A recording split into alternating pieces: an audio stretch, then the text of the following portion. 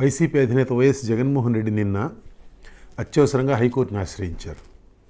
కింది కోర్టులో అలా తీర్పు వచ్చిందో లేదో ఇలా హైకోర్టులో పిటిషన్ దాఖలు చేశారు. హైకోర్టు న్యాయమూర్తి కూడా అత్యవసరంగా పిటిషన్ విచారణ చేసి తీర్పు రిజర్వ్ చేశారు. పాపం జగన్కు అంత కష్టం ఏమొచ్చిందో, ఆయన ప్రాథమిక హక్కులకు ఏం భంగం వాటిల్లిందో అనుకుంటున్నారా? అలాంటిదేమీ జరగలేదు. పాస్పోర్ట్ కావాలంటే కోర్టుకు వచ్చి 20,000 రూపాయలకు వ్యక్తిగత పూచీకత్తు ఇవ్వండి అని ఒక కోర్టు ఆదేశించింది ఆయన్ను. జగన్మోహన్ రెడ్డి గారికి అది గిట్టలేదు. హైకోర్టు తలుపు తట్టారు. వ్యక్తిగత హాజరు నుంచి మినహాయింపు ఇవ్వండి అని అభ్యర్థించారు. కోర్టు ముందు వ్యక్తిగతంగా హాజరు కావాలని నన్ను అడగటమా అన్న అతిశయాన్ని ఆయన బహిరంగంగా ప్రదర్శించకపోయినా ఆయన చేష్ట దానినే సూచిస్తున్నది. వ్యక్తిగతంగా హాజరై పూచీకత్తు సమర్పించాలన్న ఆదేశాన్ని సవాలు చేయడం అంటే దానిని నిరాకరించాలని చూడటమే కదా. ఇలాంటి జరగడం ఇది మొదటిసారి కాదు. కోర్టు ఆదేశాలు ఆయన హక్కులకు భంగం కలిగిస్తున్నాయని ఎవ్వరూ అనలేరు. నిజానికి జగనే అనడం లేదు ఆ మాట. అలా ఆయన అనదలిస్తే ఆ మొక్క ఆ పిటిషన్లోనే పెట్టేవారు కదా, అవునా? మరి ఎందుకు ఈ అనవసరమైన లిటిగేషన్? యూరోప్లో చదువుతున్న తన కుమార్తె కాన్వకేషన్కు వెళ్ళాలి ఆయన. పిటిషన్లో ఆయన చెప్పిన మాట అది. మరి ప్రజాప్రతినిధులపై కేసులు విచారించే ఆ ప్రత్యేక కోర్టు చెప్పినట్లు వ్యక్తిగతంగా హాజరై పూచీకత్తు సమర్పిస్తే సరిపోతుంది కదా, ఏ పేచీ లేకుండా పాస్పోర్ట్ చేతికొస్తుంది కదా. జగన్ ఆ పని చేయరు. జగన్మోహన్ రెడ్డి మనస్తత్వంలోకి తొంగి చూసేందుకు మనకి ఉదంతం అవకాశం కల్పిస్తుంది. ఆయన తాను ఇతరుల కన్నా అది కూడా అనుకుంటారు. మిగతా ప్రజలెవ్వరికీ లేని హక్కులు తనకున్నాయనుకుంటారు.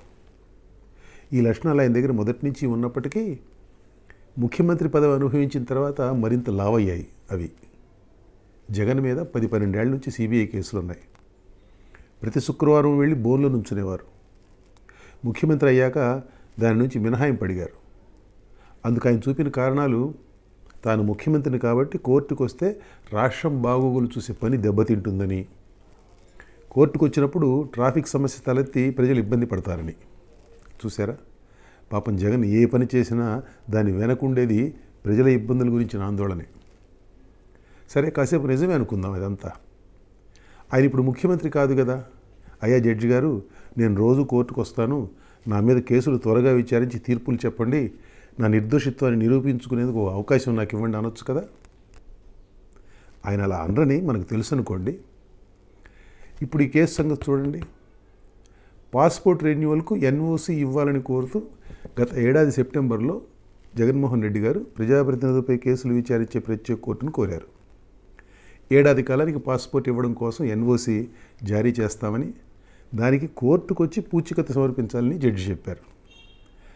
అసలు ఆ కోర్టు నుంచి ఎన్ఓసి అవసరం ఎందుకు వచ్చిందంటే, తనపై తప్పుడు కథనం ప్రచురించారు సాక్షి పత్రికలో అంటూ మంత్రి పొంగూరు నారాయణ 2018లో దాఖలు చేసిన క్రిమినల్ పరువు నష్టం కేసు ఆ కోర్టులో పెండింగ్లో ఉంది. అందుకు అక్కడి నుంచి ఎన్ఓసి అవసరమైంది పాస్పోర్ట్ రెన్యువల్కు.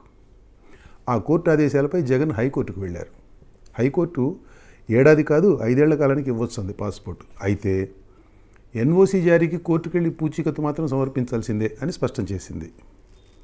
దానితో ఆ వ్యవహారానికి జగన్ అక్కడితో ఫుల్ స్టాప్ పెట్టేశారు.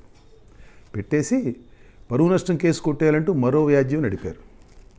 హైకోర్టు ఆ ఉత్తర్వులు ఇవ్వలేదు, కానీ విచారణకు వ్యక్తిగత హాజరు నుంచి మినహాయింపు ఇచ్చింది. దానితో జగన్ కేసు విచారణకు హాజరు కానవసరం లేదు కాబట్టి ఎన్ఓసి కోసం వ్యక్తిగత పూచీకత్తు ఇవ్వాల్సిన అవసరం లేదంటూ మొన్న మధ్య మళ్ళీ ప్రత్యేక కోర్టుకు వెళ్ళారు. కోర్టు కుదరదు పొమ్మంది. పైన నేను చెప్పిన అత్యవసర పిటిషన్ దాని మీద అన్నమాట. ఇప్పుడు చెప్పండి, ఈ విషయంలో ఇంత లిటిగేషన్ నడపాల్సిన అవసరం కనబడుతున్నదా మీకు? రేపు హైకోర్టు ఎలాంటి ఉత్తర్వులు ఇస్తుందన్నది కాదు ఇక్కడ మనకు కావాల్సింది. ఎలాంటి ఉత్తర్వులైనా ఇవ్వచ్చు. జగన్కు కావాల్సింది పాస్పోర్ట్.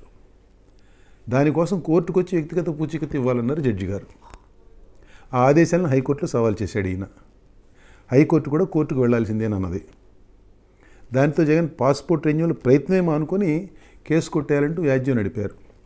వ్యాజ్యం నడిపి వ్యక్తిగత హాజరు నుంచి మినహాయింపు సంపాదించారు.